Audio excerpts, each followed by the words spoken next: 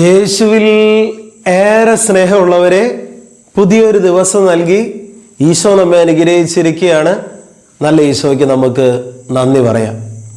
ഇന്നേ ദിനം നാം ധ്യാനിക്കുന്നത് ആത്മീയ ജീവിതത്തിൽ ആത്മീയമായ വളർച്ചയുടെ പാതയിൽ നമുക്ക് ഉയർച്ചകളുണ്ടാകും, താഴ്ചകളുണ്ടാകും, വിജയങ്ങളുണ്ടാകും, പരാജയങ്ങളുണ്ടാകും. അവയെല്ലാം സ്വീകരിക്കാനായിട്ട് നാം പരിശ്രമിക്കണം, പഠിക്കണം.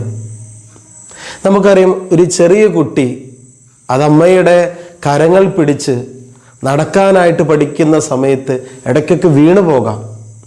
ആ കൊച്ചു തൻ്റെ പരിശ്രമം നിർത്തുന്നില്ല, വീണ്ടും ആത്മവിശ്വാസത്തോടു കൂടെ വീണ്ടും നടക്കുകയാണ്. അങ്ങനെയാണ് നടക്കാൻ പഠിക്കുന്നത്. പ്രിയപ്പെട്ടവരെ, ഇതുപോലെ ആത്മീയ ജീവിതത്തിൽ വളരാൻ ആഗ്രഹിക്കുന്ന ഒരു ആത്മാവ് ഇടയ്ക്കൊക്കെ വീണു പോകാം. അതുകൊണ്ട് നിരാശപ്പെടരുത്. വീഴ്ചകളിൽ നിന്ന് ചില അനുഭവങ്ങൾ, പാഠങ്ങൾ നമുക്ക് പഠിക്കാനുണ്ട്. വീണ്ടും എഴുന്നേറ്റ് നടക്കുക. വിശുദ്ധരൊക്കെ നമ്മളെ പഠിപ്പിച്ച പാഠം അതാണ്. അവർ വിശുദ്ധിയുടെ പടവുകൾ കയറിയത് ഇടയ്ക്കൊക്കെ അവർ വീണിട്ടാണ്. പ്രിയപ്പെട്ടവരതുകൊണ്ട് നിരാശപ്പെടരുത്. ആത്മീയ ജീവിതത്തിൽ ഉയർച്ചകളുമുണ്ട്, താഴ്ചകളുമുണ്ട്. ഏശയ്യാ പ്രവാചകന്റെ പുസ്തകം 40-ാം അധ്യായം 29-ാം തിരുവചനത്തിൽ നമ്മൾ കാണും, തളർന്നവന് അവിടുന്ന് ബലം നൽകുന്നു, ദുർബലന് അവിടുന്ന് ശക്തി നൽകുന്നു. ഇപ്പം നമ്മൾ തളർന്നിരിക്കുകയാണോ, ദുർബലരാണോ, കർത്താവ് നിനക്ക് ശക്തി തരും, കർത്താവ് നിനക്ക് ബലം തരും.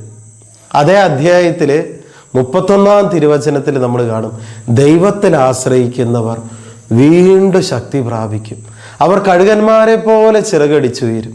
പ്രിയപ്പെട്ട മകനെ, മകളെ, ആത്മീയ ജീവിതത്തിൽ ഇന്ന് തളർന്നിരിക്കുന്ന അവസ്ഥയാണോ, തകർന്നിരിക്കുന്ന അവസ്ഥയാണോ, നീ പരാജയപ്പെട്ടിരിക്കുന്ന അവസ്ഥയാണോ? വിഷമിക്കണ്ട, ദൈവം നിനക്ക് ശക്തി തരും, ബലം നൽകും. നീ ദൈവത്തിൽ ആശ്രയിക്കുക, ദൈവം തന്നെ വീണ്ടും പിടിച്ചുയർത്തും.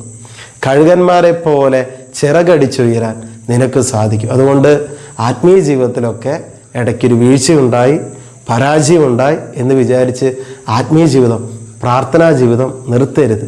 വീണ്ടും എളിമയോടെ കുമ്പസാരിക്കുക, കർത്താവിൻ്റെ കരം പിടിക്കുക, ആത്മവിശ്വാസത്തോടെ മുന്നോട്ട് നടക്കുക. കൃപയ്ക്ക് വേണ്ടി പ്രാർത്ഥിക്കുക. നല്ല ഈശോയെ, ഈ സന്ദേശം കേട്ടുകൊണ്ടിരിക്കുന്ന ഓരോ മക്കളെയും ആശീർവദിച്ച് അനുഗ്രഹിക്കണമേ. പ്രത്യേകിച്ച് ആത്മീയ ജീവിതത്തിൽ പരാജയപ്പെട്ടു തളർന്നിരിക്കണമെന്ന് തോന്നുന്ന മക്കളെ സമർപ്പിച്ച് പ്രാർത്ഥിക്കുന്നു. കർത്താവെ, ആത്മവിശ്വാസത്തോടെ വീണ്ടും നിൻ്റെ കരം പിടിച്ച് മുന്നോട്ട് നടക്കുവാൻ ഞങ്ങളെല്ലാവരെയും ശക്തിപ്പെടുത്തണമേ. യേശുവിൻ്റെ അധികാരമുള്ള നാമത്തിൽ അതിനായി ഇവരെ ഞാൻ ആശീർവദിച്ച് അനുഗ്രഹിക്കുന്നു, ഇപ്പോഴും എപ്പോഴും എന്നേക്കും.